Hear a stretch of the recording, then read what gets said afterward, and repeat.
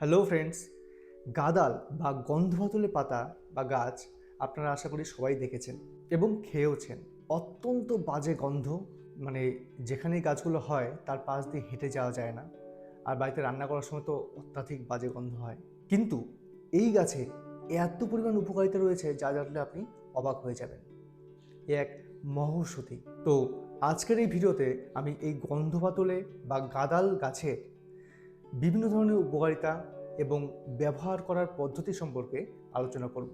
তো নমস্কার, আমি ডক্টর তাপস দেব, জেনারেল আয়ুর্বেদিক ফিজিশিয়ান।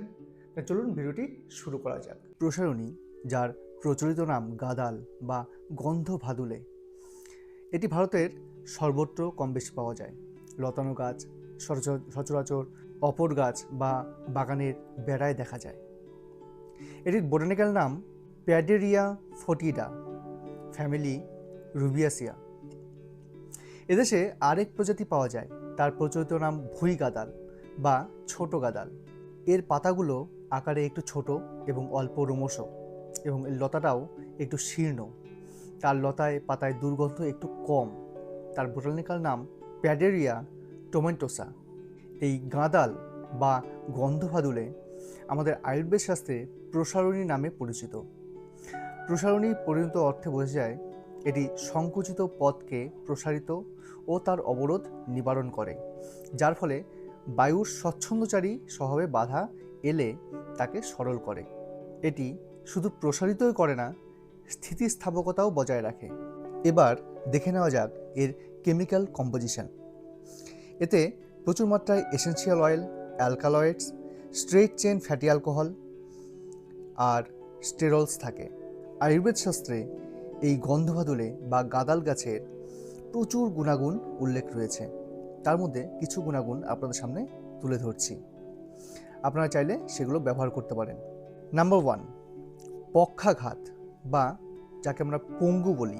পঙ্গু হয়ে গেছে কিন্তু সেই অংশের স্পর্শ শক্তি চলে যায়নি, এক্ষেত্রে এই প্রসারণী তাকে সঞ্জীবিত করতে পারে।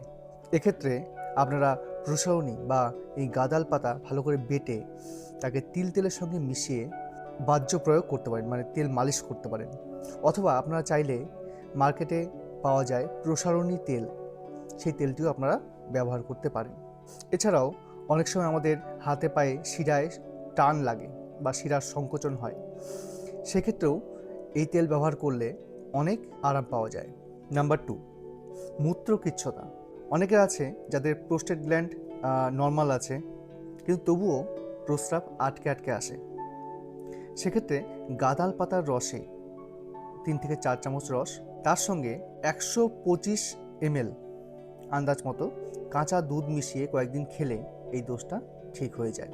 নাম্বার 3, এই গাদাল পাতার রসে এরণ্ড তেল মিশিয়ে অতি প্রত্যুষে, অর্থাৎ খুব ভোরবেলায় যদি খাওয়া হয় আর তার সঙ্গে সঙ্গে যদি একটু হাঁটা হয়, তাহলে এই বাতরোগ পালাবে। নাম্বার 4, আমবাত, যাকে আমরা রিউমেটয়েড আর্থ্রাইটিস বলে থাকি। এক্ষেত্রে গাদালের রসের সঙ্গে 1 কোয়া রসুন চিবিয়ে খেতে হবে। 2 থেকে 4 দিনের মধ্যেই আমবাতের যন্ত্রণার উপশম হবে। নাম্বার 5, আমাশা।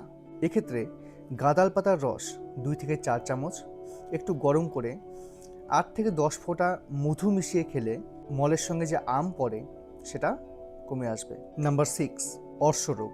যে অর্শরোগে রক্ত পড়ে অথবা শুধু ফোলে অথবা রক্ত পড়ে না, তো সেক্ষেত্রে গাদাল পাতার রস 2 চামচ 3 গ্রাম আন্দাজ কচি হলুদ বাটার সঙ্গে মিশিয়ে খেলে 2-1 দিনের মধ্যেই যন্ত্রণাটা কমে যায়, এবং নিয়মিত অভ্যাস করলে কয়েক মাসের মধ্যেই সেই অর্শের বলি মিলিয়ে যায়। তবে প্রয়োজন হলে কোষ্ঠ পরিষ্কার করার জন্য পাকা পেয়ারা সিদ্ধ অথবা আপেল সিদ্ধের সঙ্গে 1 চামচ পরিমাণ ইসবগুলের ভুসি মিশিয়ে খাওয়া ভালো, অবশ্য যদি সেটা সম্ভব হয়।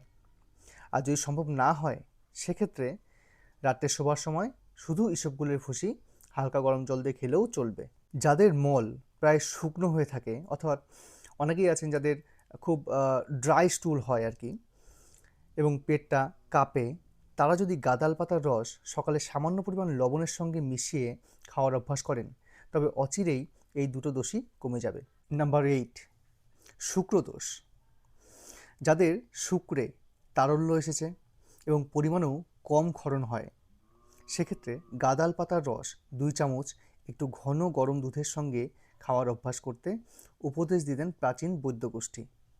তবে প্রথমেই 2 চামচ না খেয়ে 1 চামচ থেকে আরম্ভ করাই ভালো। এতে শুক্র ঘন হবে এবং ক্ষরণের পরিমাণও বাড়বে। আরেকটা খুব গুরুত্বপূর্ণ বিষয় যেটা আপনাদের সঙ্গে শেয়ার করতে চাই, সেটা হচ্ছে এই গাঁদাল বা গন্ধবাতলে যদি আপনারা রোজ সেবন করেন, সেক্ষেত্রে কনস্টিপেশন বা কোষ্ঠকাঠিন্যতা হওয়ার চান্স খুব বেশি। সেক্ষেত্রে অবশ্যই আপনারা ইসবগুলের ভুসি রাতে ব্যবহার করতে পারেন। ভিডিওটি কেমন লাগলো অবশ্যই কমেন্ট বক্সে কমেন্ট করে জানাবেন। যদি ভালো লাগে তাহলে অবশ্যই অন্যদের সাথে শেয়ার করে ভিডিওটি লাইক করতে একদম ভুলবেন না। আর চ্যানেলে নতুন হয়ে থাকলে চ্যানেলটিকে অবশ্যই সাবস্ক্রাইব করে বেল আইকনটি প্রেস করে দেবেন আমার পরবর্তী ভিডিও নোটিফিকেশন সবার আগে পাওয়ার জন্য। তো আজকের মতো এখানেই শেষ করছি। ভালো থাকবেন, সুস্থ থাকবেন। ধন্যবাদ।